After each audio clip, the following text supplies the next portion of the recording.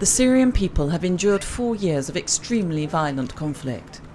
During these 4 years, more and more people have been forced to abandon their homes because of the bombing.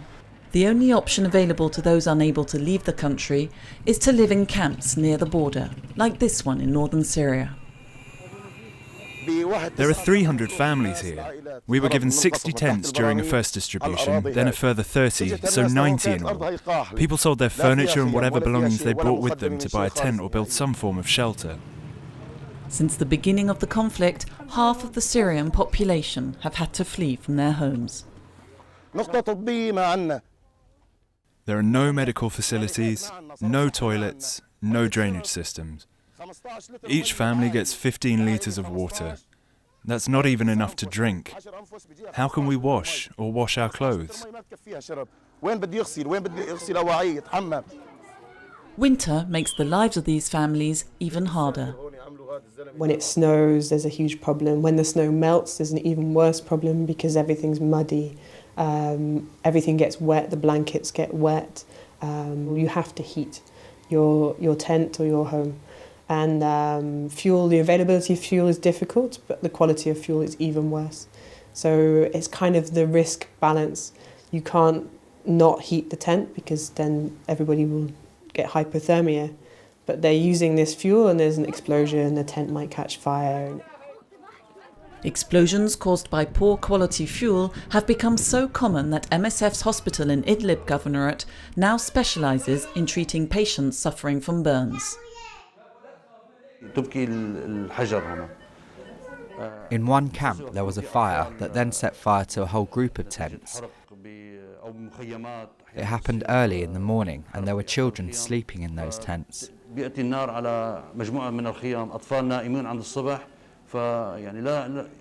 not their fault. People are getting burned because they're trying to keep warm or because of barrel bombs exploding. أو في بعض المناطق أحيانا من نتيجة القصف بالبراميل. Since the beginning of the hostilities, medical facilities have been targeted, their personnel killed, abducted or forced to flee from the violence. And several months ago, some MSF centres were forced to close because of the risk of abduction. Doctors have set up networks in areas not controlled by the government, but they need help that MSF is trying to provide. The teams are only too aware from their contacts with Syrian doctors that thousands of people are in need of humanitarian aid, but their scope for action is woefully inadequate.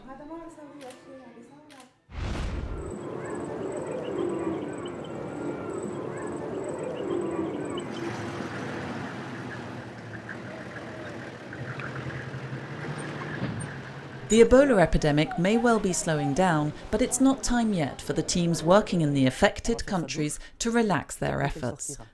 There are still small pockets of infection in Guinea and Sierra Leone, and people continue to be resistant to awareness campaigns.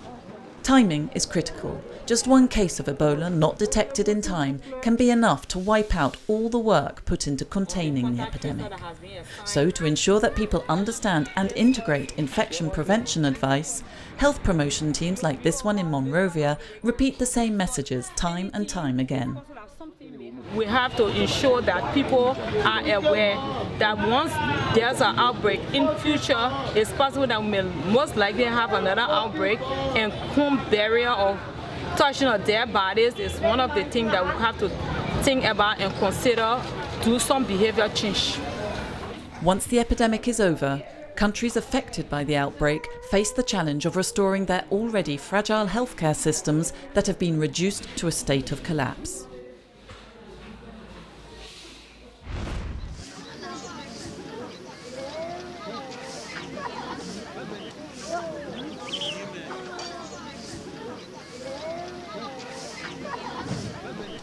This camp in Lecture is now home to thousands of refugees. Many are women, forced to leave their homes and often family members in South Sudan. If they're by themselves with only female members, they're very vulnerable. So they're vulnerable to attack, they're vulnerable to rape, they're vulnerable to theft. And we haven't seen very much rape yet. I think it's because it's underreported. People don't seek medical help after rape, but we're very sure that it happens. MSF teams run a maternity unit in Lecture Camp's hospital. A few days ago, this woman was giving birth when she found out she was having twins. Both babies are doing well, but their mother has difficulty imagining what the future holds for them.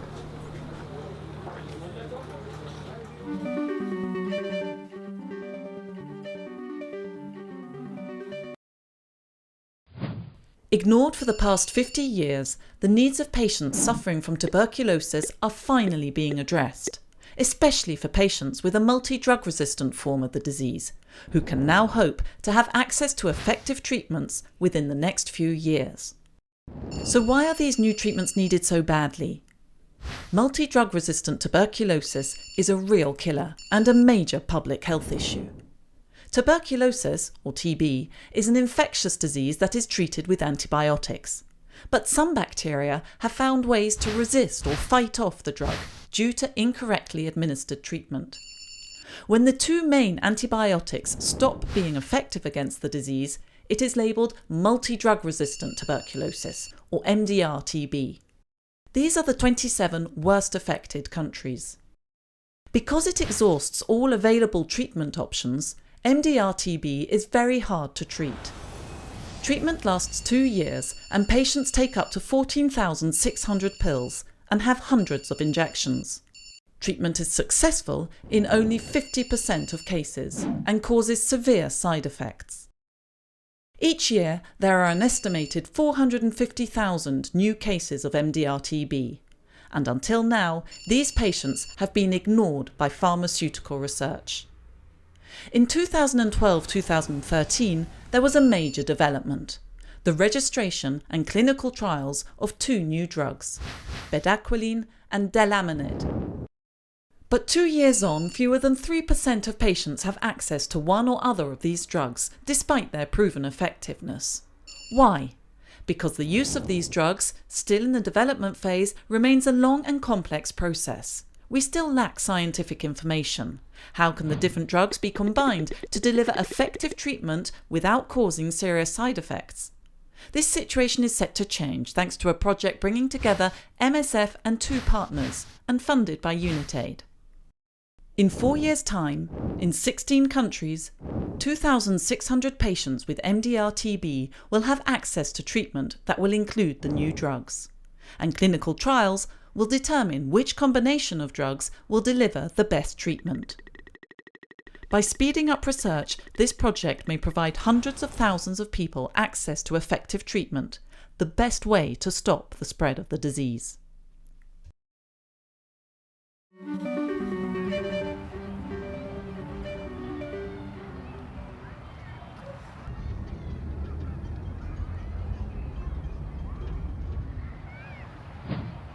Every year, some idiot comes up with a list of most corrupt nations, and Afghanistan is always on top. Here's a country that, by all conservative estimates, has had, some say, $2.7 trillion pumped into that country. On the issue of, well, the benefits not really trickling down to the population after 15 years of continuous pumping of enormous quantities of money. Yes, I've seen that. And there's a lot of reasons. The first, in my mind, the first person I would hold responsible for this are the donors themselves. This was a highly politicized intervention, and the donors were under enormous pressure to disperse of a lot of funding, and they did that through most often local NGOs who are basically proxies of a handful of warlords and very powerful Afghani who have historically, for the last 30 years, held the population to ransom. So dispersing that amount of money without any mechanism to follow through, having a mechanism to see if what the funds were allocated have actually materialized. I mean, this is a responsibility of those who give the money as well. And at least 2 US construction companies have been taken to court in the US for building substandard schools that are falling on children. So there are all these great buildings, and the kids are outside the building under the mango tree because they are afraid to go and work inside. So yes, a lot has been wasted. And of course, as usual, it's the person on the street who has suffered the loss, who would still be freezing in the winter, and who still would possibly deliver a child at home because there's no MCH coverage.